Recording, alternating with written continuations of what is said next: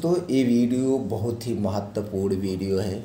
इस वीडियो में आज हम बात करेंगे मौसमी फलों के बारे में, गर्मियों के फलों के बारे में। ये फल दोस्तों गर्मियों में ही पाए जाते हैं और गर्मियों में होने वाली बीमारियों से हमें दूर रखते हैं। इन्हें आप किंग ऑफ समर भी कह सकते हैं, यानी कि गर्मियों के राजा हैं। दोस्तों ये कौन कौन से फल हैं, इनमें कौन कौन से पोषक तत्व पाए जाते हैं, आयुर्वेद के अनुसार कब और कितनी मात्रा में लेना है, दोस्तों ये सारी जानकारी आपसे शेयर करेंगे। अगर इन फलों को आप गर्मियों में खाते हैं तो गर्मियों में होने वाली जो बीमारियां हैं उन बीमारियों से आप अपने शरीर की सुरक्षा करेंगे, आपकी इम्यूनिटी स्ट्रांग होगी, आपकी शरीर की हड्डियां मांसपेशियां मजबूत होगी और दोस्तों पाचन तंत्र से संबंधित जितनी बीमारी हैं उन सारी बीमारियों से आप दूर रहेंगे। दोस्तों चलिए एक एक करके जानते हैं वो कौन से फल हैं, उनमें कौन कौन से पोषक तत्व पाए जाते हैं और उनके फ़ायदे क्या हैं और आयुर्वेद के अनुसार कब और कितनी मात्रा में लेना है। सबसे पहला फल जो है दोस्तों, जिसे हम गर्मी में अमृत के समान कह सकते हैं, वो है दोस्तों बेल। बेल में vitamin C, protein, calcium, phosphorus, fibre, iron, tannin, zinc, antioxidant, amino acid, vitamin B1, vitamin B2, vitamin B6, alkaloid, flavonoid जैसे तत्व पाए जाते हैं। अब इसके फ़ायदे की बात करें तो ब्लड शुगर लेवल को कंट्रोल करने में मदद करता है, डिहाइड्रेशन से बचाता है, बीपी कंट्रोल रहती है, कोलेस्ट्रॉल को कंट्रोल करने वाले गुण भी पाए जाते हैं, शरीर को लू से बचाता है, यानी लू लगने से हमारे शरीर की सुरक्षा करता है, वजन कम करने में सहायक है, गैस, कब्ज, एसिडिटी से राहत दिलाता है, किडनी को स्वस्थ रखता है, लीवर से जुड़ी हुई बीमारियों से राहत दिलाता है, इम्यूनिटी सिस्टम को स्ट्रॉन्ग बनाता है। दोस्तों अब चलिए जानते हैं आयुर्वेद के अनुसार बेल कब खाना चाहिए। दोस्तों आयुर्वेद में बेल के रस को खाली पेट पीने की सलाह दी गई है, लेकिन दिल के रोगी और डायबिटीज़ के मरीज इसका सेवन अपने डॉक्टर से परामर्श लेकर ही करें, बाकी तो दिन में कभी भी आप इसे ले सकते हैं। तो चलिए दोस्तों जानते हैं एक दिन में हमें कितना बेल का शरबत लेना चाहिए। मित्रों एक दिन में हमें 200 ml से यानी 200 ग्राम से 300 ग्राम लेना चाहिए और बेल का शरबत लेने का सबसे बेस्ट तरीका है इसके 1 घंटे पहले कुछ ना खाएं पिएं और बेल का शरबत पीने के 2 घंटे बाद तक कुछ नहीं खाना पीना है। बेल का शरबत जब भी पीना है इसे दिन में पीना, रात में नहीं पिया जाएगा। बेल का शरबत निकालने के बाद इसमें कुछ और मिला लीजिए तो दोस्तों इसकी शक्ति और अच्छी दुगनी हो जाती है। जैसे सौंफ, 2 चम्मच सौंफ रात को भिगो दीजिए और जब बेल का शरबत बनाना तो इसमें सौंफ भी मिला लेना और उसमें पुदीना की पत्ती मिलाने से दोस्तों बेल की शक्ति बढ़ जाती है। दूसरा फल है दोस्तों है खरबूजा। खरबूजा में antioxidant, fibre, potassium, vitamin C, vitamin E, vitamin B2, vitamin B6, vitamin B12, folic acid, mineral जैसे तत्व पाए जाते हैं और दोस्तों इसकी तासीर जो होती है वह ठंडी होती है। इसके अगर हम फ़ायदे की बात करें तो दिल को स्वस्थ रखता है, मासिक धर्म के दौरान होने वाली बीमारी से बचाता है, बालों के लिए लाभदायक है, वजन घटाने में भी सहायक है, आँखों को स्वस्थ व निरोगी रखता है, पाचन तंत्र को मजबूत बनाए रखता है, कैंसर के उपचार में सहायक है, कैंसर जैसी बीमारी से हमारे शरीर की सुरक्षा करता है, मधुमेह के लिए उपयोगी है, फेफड़ों को स्वस्थ रखता है, गर्भावस्था में लाभदायक है, गठिया के उपचार में सहायक है, तनाव से राहत दिलाता है। दोस्तों चलिए जानते हैं खरबूजा खाने के नुकसान के बारे में। कुछ लोगों को खरबूजे के सेवन से एलर्जी हो सकती है। खरबूजा खाने के तुरंत बाद पानी पीने से हैजा होने की आशंका रहती है। सुबह खाली पेट खरबूजे का सेवन नहीं करना चाहिए और दोस्तों गर्म प्रकृति वालों को खरबूजे के सेवन से सूजन हो सकती है। अब चलिए दोस्तों खरबूजा कितनी मात्रा में कब लेना चाहिए। दोस्तों खरबूजा जब भी खाना इसे दिन में खाना, रात में नहीं खाया जाता है। खरबूजा खाने के 1 घंटे पहले और खरबूजा खाने के 2 घंटे बाद पानी नहीं पीना। खरबूजा और खाना एक साथ में मत रखना। जब भी खरबूजा खाना तो उस समय खाना नहीं खाना चाहिए, कम से 3 से 4 घंटे का डिफरेंट होना चाहिए। ये हो गया खरबूजा खाने के नियम। अगला जो फल है दोस्तों, जो सिर्फ गर्मी में ही पाया जाता है और हमारे स्वास्थ्य के लिए बहुत ही लाभदायक है, वो है जामुन। मित्रों, जामुन में calcium, iron, magnesium, sodium, phosphorus, antioxidant, vitamin C, vitamin A, vitamin B1, vitamin B2, vitamin B6 जैसे तत्व पाए जाते हैं। अब इसके फ़ायदे की बात करें तो दोस्तों, यह आपके हृदय को हेल्थी बनाए रखती है, हड्डियों मांसपेशियों को मजबूत बनाती है, कैंसर रोग से बचाती है, डायबिटीज़ को कंट्रोल करने में मदद करती है, आंतों को सुरक्षा प्रदान करती है, त्वचा रोग से शरीर की रक्षा करती है, दिमाग को तेज बनाती है, गर्भावस्था में भी लाभदायक है। और दोस्तों, जामुन खाने से हीमोग्लोबिन का स्तर बढ़ता है, वजन घटाने में मददगार है, सांस संबंधी समस्याओं से छुटकारा दिलाती है। और जामुन दोस्तों कसैले गुण भी पाए जाते हैं, हार्ट प्रॉब्लम को दूर करते हैं और शरीर में इन्फेक्शन से बचाते हैं। अब चलिए दोस्तों, जिसके फ़ायदे हैं उसके नुकसान भी होते हैं, ये जान लेते हैं इसके नुकसान क्या है। दोस्तों, जामुन को कभी भी खाली पेट नहीं खाना चाहिए। जामुन खाने के तुरंत बाद हल्दी नहीं खानी चाहिए, इस बात का ध्यान रखिए। अब चलिए जानते हैं कितनी मात्रा में लेना है। दोस्तों, हमें 200 ग्राम से 250 ग्राम जामुन रोज़ लेना चाहिए, इससे ज़्यादा नहीं लेना चाहिए। जामुन जब भी खाना, दिन में खाना, रात में मत खाना। और जामुन खाने के पहले और जामुन खाने के बाद आपको पानी नहीं पीना है, इस बात का आप ध्यान रखेंगे। अगला जो है फल दोस्तों, वो सिर्फ गर्मी में पाया जाता है और इसे दुनिया का सबसे ज़बरदस्त सुपर फूड कहा जाता है। सबसे शक्तिशाली फल है वो है दोस्तों सहजन। सहजन में antioxidant, carbohydrate, protein, calcium, potassium, iron, magnesium, vitamin A, vitamin B, vitamin C, vitamin B complex, vitamin B1, vitamin B2, vitamin B6, vitamin B9, folic acid जैसे तत्व पाए जाते हैं।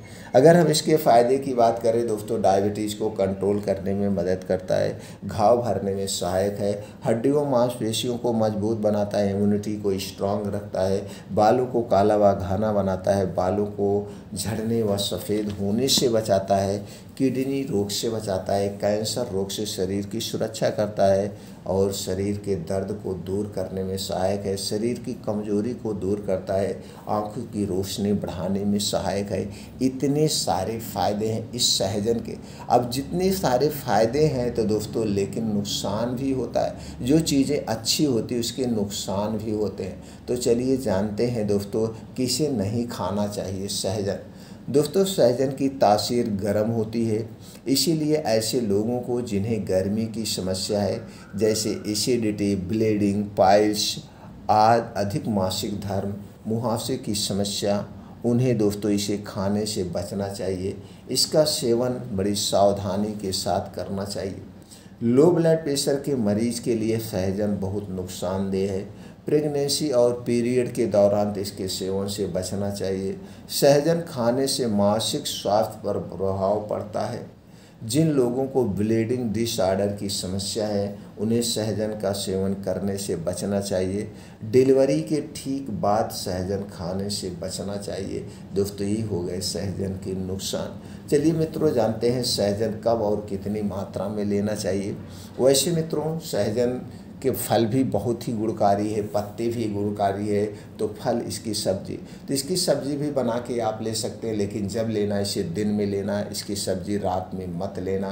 और दोस्तों, इसको दाल में भी डाल के आप खा सकते हैं, जैसे भी खाइए, लेकिन दिन में खाना है, रात में नहीं खाना है।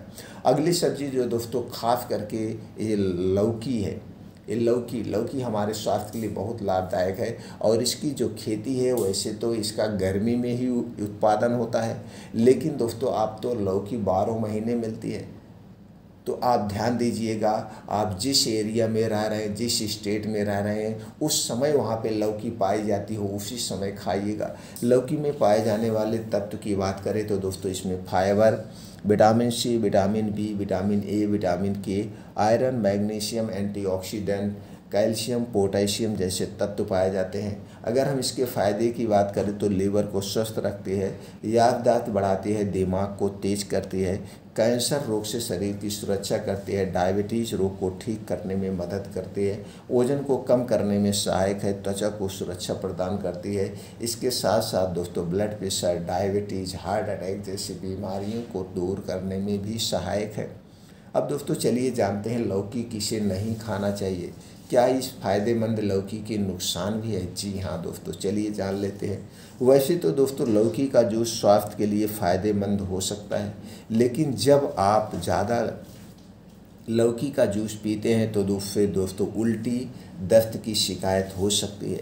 इसके अलावा जूस बनाते समय साफ़ सफाई का ध्यान रखना चाहिए, वरना बैक्टीरियल इन्फेक्शन होने की संभावना रहती है, इसलिए इस पे खास ध्यान देंगे। अब चलिए दोस्तों जानते हैं किसे नहीं लेना। हाई ब्लड प्रेशर, अगर आप हाई ब्लड प्रेशर के मरीज़ हैं तो आप लौकी का जूस कम मात्रा में पिएँ। लौकी के जूस का सेवन ब्लड प्रेशर के असामान्य रूप से घटा सकता है। अचानक ब्लड प्रेशर में गिरावट होने के, चक्कर आने, बेहोशी, आँखों में धुंधलापन होने की समस्या हो सकती है, इसलिए हाई ब्लड प्रेशर में बड़ी सावधानी के साथ लौकी का सेवन करना चाहिए। अगला है मधुमेह। मधुमेह रोगियों को लौकी का सेवन अधिक नहीं करना चाहिए। लौकी का जूस शुगर के स्तर को अचानक कम कर सकता है, इससे बेहोशी और कुछ मामलों में हाइपरग्लाइसीमिया होने का खतरा भी होता है। कैंसर, दोस्तों लौकी में पाए जाने वाला विटामिन ई और एंटीऑक्सीडेंट अधिक फायदेमंद हैं, लेकिन अधिक मात्रा में इसका सेवन कैंसर जैसी गंभीर बीमारी के खतरे को बढ़ा सकती है, इसलिए दोस्तों लौकी का सेवन सावधानी से करें। तो आप लौकी का जूस भी ले सकते हैं। अगर लौकी का जूस लेना है तो इसे खाली पेट लिया जाता है। लौकी का जूस पीने के 1 घंटे पहले 2 घंटे बाद तक कुछ नहीं खाना पीना है। तो एक दिन में हमें कितना लौकी का जूस लेना चाहिए दोस्तों? 100 ग्राम से मिला के 200 ग्राम बीच में आप लौकी का जूस, लेकिन एक घर का निकाला हुआ जो पैक कंपनी का मिलता है उसकी बात मैं नहीं कर रहा हूँ। आप ये लौकी का जूस घर पे निकालिए, 50 ग्राम, 100 ग्राम, 150 ग्राम जैसे आप पी सकते हैं, जैसे आपकी क्षमता है उसी हिसाब से आपको लेना है। तो अगला फल जो है दोस्तों वो है खीरा। दोस्तों खीरा में सभी पोषक तत्व पाए जाते हैं, और खीरा खाने के फ़ायदे की बात करें तो दोस्तों हमें सभी तरह से इसके फ़ायदे मिलते हैं। इम्यूनिटी को स्ट्रांग बनाता है, हमारे शरीर में जो पानी की कमी होती है उसकी पानी की कमी को पूरा करता है, गैस, कब्ज, एसिडिटी को दूर करता है। दोस्तों इसके कब नहीं खाना चाहिए? खीरा जब भी खाना, दिन में खाना, खीरा रात में नहीं खाया जाता है। खीरे को खाली पेट नहीं खाना चाहिए। खीरा खाने के पहले और बाद में पानी नहीं पीना चाहिए। खीरे को लोग सलाद के तौर पे खाना खाते समय खाते हैं, ऐसा नहीं करना चाहिए। आयुर्वेद में ऐसा करने की मनाही की गई है। एक दिन में हमें कितना खीरा लेना चाहिए दोस्तों? 200 ग्राम से 250 ग्राम तक आप खीरा खा सकते हैं। इसी तरह से दोस्तों कुछ और फल हैं, जैसे कुछ और सब्जियां भी हैं, कुछ और फल में तरबूजा है। दोस्तों तरबूजा का भी सेवन आप दिन में करना, रात में मत करना। तरबूजे का भी सेवन दोस्तों 200 ग्राम से 250 ग्राम के बीच ही करना चाहिए। दोस्तों एक और सब्जी है जो अक्सर गर्मी में ही पाई जाती है, वो है करेला। दोस्तों करेला की सब्ज़ी हमारे स्वास्थ्य के लिए बहुत ही फ़ायदेमंद है। एंटीऑक्सीडेंट, प्रोटीन, विटामिन से भरपूर यह सब्ज़ी कई तरह से हमारे शरीर की सुरक्षा करती है, डायबिटीज़ को कंट्रोल करती है, ब्लड शुगर, ब्लड प्रेशर को कंट्रोल करने में भी मदद करती है, और इसके साथ साथ दोस्तों गैस, कब्ज, एसिडिटी में भी सहायक है, लीवर को स्ट्रांग बनाती है। तो दोस्तों करेला का सब्ज़ी कब लेना चाहिए? करेला का जूस कितनी मात्रा में ले सकते हैं? दोस्तों करेले के जूस 50 ग्राम से 150 ग्राम के बीच आप इसे खाली पेट सुबह ले सकते हैं। बस जूस लेने के 1 घंटे पहले कुछ नहीं खाना पीना है, और जूस पीने के 2-2.5 घंटे बाद तक कुछ नहीं खाना पीना है। इसकी सब्ज़ी जब भी खाना आप दिन में खाना सबसे बेटर होगा दोस्तों। अब कुछ और ऐसे पेड़ हैं जिसकी पत्तियां गर्मी में हमारे लिए बड़े ही लाभदायक हैं। उसमें से है दोस्तों नीम की पत्ती। नीम की पत्ती में सभी प्रकार के एंटीबायोटिक या तत्व पाए जाते हैं, antibacterial, antiviral, calcium, protein, vitamin जैसे तत्व पाए जाते हैं। दोस्तों नीम की पत्ती के फ़ायदे की बात करें तो आपके जो मुंह में इन्फेक्शन है, मुंह के इन्फेक्शन को दूर करती है, जैसे दर्द हो रहा है, चौभर में सूजन है, इन सब को दूर करती है। अगर आपके गले में कोई इन्फेक्शन है उसे भी दूर करती है, आंत के कीड़े को मारती है। तो दोस्तों नीम की पत्ती हमें कितना लेना चाहिए? 4 से 5 कोमल पत्ती। जैसे कि आप जानते हैं पतझड़ हो गया है, पतझड़ होने के बाद नई नई कोमल पत्तियाँ आ गई हैं। तो दोस्तों इन कोमल पत्तियों को आप 4 से 5 पत्ती लेकर रोज़ सुबह खाली पेट आप खा सकते हैं। बस इतना ध्यान देना है, पत्ती खाने के पहले और बाद में पानी नहीं पीना है। कितना दिन तक पत्ती खाना चाहिए? 15 दिन तक। बस 15 दिन खा लीजिए, इसके फ़ायदे आपको मिलेंगे।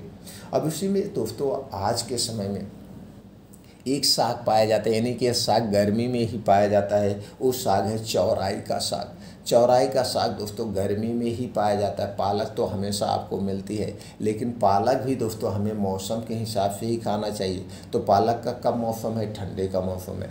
चौराई का कब समय है? ये दोस्तों गर्मी का समय है। तो चौराई का साग बहुत ही फ़ायदेमंद है दोस्तों। चौराई का साग आप जब भी खाना, दिन में खाना, और इसके सारे फ़ायदे आप उठा सकते हैं। अगला है दोस्तों वो है गाजर और चुकंदर। दोस्तों हमें गाजर और चुकंदर का भी सेवन करना चाहिए। गाजर और चुकंदर हमारे स्वास्थ्य के लिए बहुत ही फ़ायदेमंद है। गाजर और चुकंदर के अलावा दोस्तों गन्ने का रस, गन्ने का रस अब आपको गर्मी में मिलता है, तो गर्मी में गन्ने का रस ज़रूर पीजिएगा, लेकिन जब इसे पीना, इसे दिन में पीना। इसी तरह से दोस्तों अब सीजन आ गया जो सबका फेवरेट है, वो है आम। दोस्तों आम को आप कच्चा खा सकते हैं, आम का अचार खा सकते हैं, आम का पन्ना ले सकते हैं, आम का जूस पी सकते हैं, और आम पका हुआ भी खा सकते हैं। लेकिन ये सारी चीज़ें दिन में करना, और पका हुआ जो ढाल का आम हो वही आम लेना। दोस्तों जो ये कारपेट से पकाया जाता है, जो केमिकल से पकाया जाता है, गैस कब्ज एसिडिटी बनाता है। एक दिन में हमें कितना आम लेना चाहिए? एक दिन में दोस्तों हमें 200 ग्राम से 250 ग्राम या ज़्यादा से ज़्यादा 300 ग्राम आम लेना चाहिए। आम और खाना एक साथ नहीं करना चाहिए, इसे आम को दिन में ही खाना चाहिए। दोस्तों इस तरह से मौसमी फलों का आप सेवन करेंगे तो सभी बीमारी से आपके शरीर की सुरक्षा भी होगी, ताकत और एनर्जी भी मिलेगी।